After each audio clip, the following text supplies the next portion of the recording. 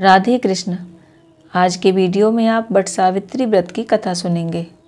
सुहागन महिलाएं अपने अखंड सौभाग्य और सुख के लिए वट सावित्री का व्रत रखती हैं। वट सावित्री का व्रत रखने से अखंड सौभाग्य की प्राप्ति होती है और दाम्पत्य जीवन में आ रही बाधाओं से मुक्ति मिलती है और पति पत्नी का आपस में प्रेम प्रगाढ़ होता है। भद्र देश के राजा अश्वपति की कोई संतान नहीं थी। उन्होंने संतान प्राप्ति के लिए मंत्रोच्चारण के साथ प्रतिदिन 1 लाख आहुतियां देने का प्रण लिया था। 18 वर्षों तक वो रोजाना 1 लाख आहुति देते थे। 18 वर्षों के बाद देवी सावित्री ने प्रकट होकर वर दिया कि हे राजन, तुम्हें एक तेजस्वी कन्या की प्राप्ति होगी। सावित्री देवी की कृपा से जन्म लेने के कारण कन्या का नाम राजा ने सावित्री रखा। सावित्री बड़ी होकर बहुत ही रूपवान और गुणवान हुई। योग्य वर न मिलने की वजह से सावित्री के पिता दुखी थे। उन्होंने सावित्री से कहा कि तुम ही अपने लिए स्वयं अच्छा सा वर तलाश करो। सावित्री तपोवन में भटकने लगी। वहां साल्व देश के राजा धूम्रसेन रहते थे, क्योंकि उनका राज्य किसी ने छीन लिया था।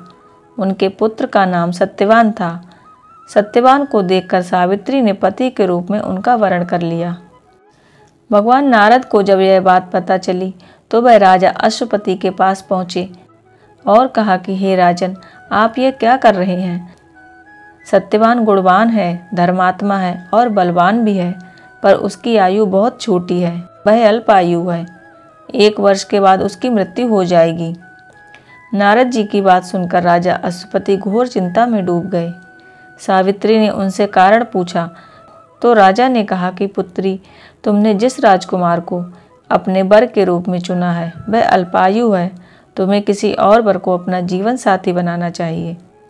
इस पर सावित्री ने कहा कि पिताजी, आर्य कन्याएं अपने पति का वरण 1 बार ही करती हैं।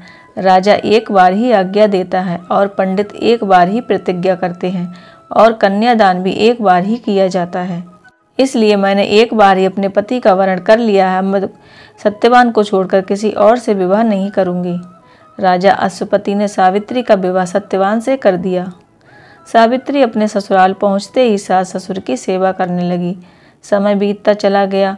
नारद मुनि ने सावित्री को पहले ही सत्यवान की मृत्यु के दिन के बारे में बता दिया था। वह दिन जैसे जैसे करीब आने लगा, सावित्री अधीर होने लगी। उन्होंने 3 दिन पहले से ही उपवास शुरू कर दिया। नारद मुनि की बताई अनुसार निश्चित तिथि पर पितरों का पूजन किया। हर दिन की तरह सत्यवान भी लकड़ी काटने जंगल चले गए। साथ में सावित्री भी गईं। जंगल में पहुंचकर सत्यवान लकड़ी काटने के लिए एक पेड़ पर चढ़ गए। तभी उसके सिर में तेज दर्द होने लगा। दर्द से व्याकुल सत्यवान पेड़ से नीचे उतर गए। सावित्री समझ गईं कि उनके पति की मृत्यु निकट है। सत्यवान के सिर को गोद में रखकर सावित्री सत्यवान का सिर सहलाने लगी। तभी वहां यमराज आते दिखे। यमराज अपने साथ सत्यवान को ले जाने लगे। सावित्री भी उनके पीछे पीछे चल पड़ी। यमराज ने सावित्री को समझाने की कोशिश की कि यही विधि का विधान है। इसके लिए सावित्री नहीं मानी। सावित्री की निष्ठा और पति परायणता को देखकर यमराज ने सावित्री से कहा कि हे पुत्री, तुम धन्य हो, तुम मुझसे कोई वरदान मांग लो। सावित्री ने कहा कि महाराज, अगर आपका इतना कहते हैं तो मैं वरदान मांग लेती हूँ। सावित्री ने कहा कि मेरे सास ससुर वनवासी और अंधे हैं, आप उन्हें दिव्य ज्योति प्रदान करें। यमराज ने कहा ऐसा ही होगा, जाओ अब घर लौट जाओ। लेकिन सावित्री अपने पति सत्यवान के पीछे पीछे चलती रही। यमराज ने कहा कि देवी, तुम वापस जाओ। सावित्री ने कहा कि भगवान, मुझे अपने पति देव के पीछे पीछे चलने में कोई परेशानी नहीं है। पति के पीछे चलना मेरा कर्तव्य है। यह सुनकर उन्होंने फिर से उसे एक और वर मांगने के लिए कहा। सावित्री बोली कि हमारे ससुर का राज्य छिन गया है, उसे पुनः वापस दिला दीजिए। यमराज ने सावित्री को यह वरदान भी दे दिया और कहा कि अब तुम लौट जाओ।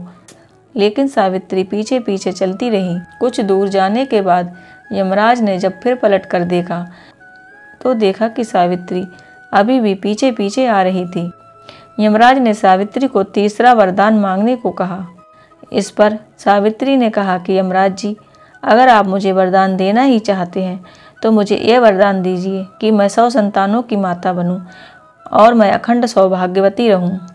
यमराज ने इसका वरदान भी सावित्री को बिना सोचे समझे दे दिया। सावित्री ने यमराज से कहा कि प्रभु, मैं एक पतिव्रता पत्नी हूँ और आपने मुझे पुत्रवती होने का आशीर्वाद दिया है। यह सुनकर यमराज को सत्यवान के प्राण छोड़ने पड़े। यमराज ने कहा कि पुत्री, तुम धन्य हो जो अपने पति के प्राणों के लिए यमराज के द्वार तक आ गई। सावित्री उसी बट वृक्ष के पास आ गई जहाँ उसके पति का मृत शरीर पड़ा था। सत्यवान जीवित हो गया और दोनों खुशी खुशी अपने राज्य की ओर चल पड़े। दोनों घर पहुँचे तो देखा कि माता पिता को दिव्य ज्योति प्राप्त हो गई है। इस प्रकार सत्यवान सावित्री चिरकाल तक राज्य सुख भोगते रहे।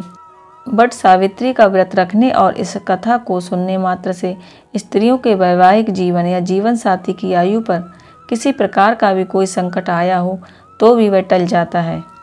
आप सभी का सौभाग्य अटल रहे। भगवान श्री हरि से इसी प्रार्थना के साथ आज का वीडियो यहीं पर समाप्त करती हूँ। आशा करती हूँ आज का वीडियो पसंद आया होगा। इसी तरह के और वीडियोस देखने के लिए अगर आपने चैनल को सब्सक्राइब नहीं किया है तो चैनल को सब्सक्राइब करें और वीडियो को लाइक करें। राधे कृष्ण।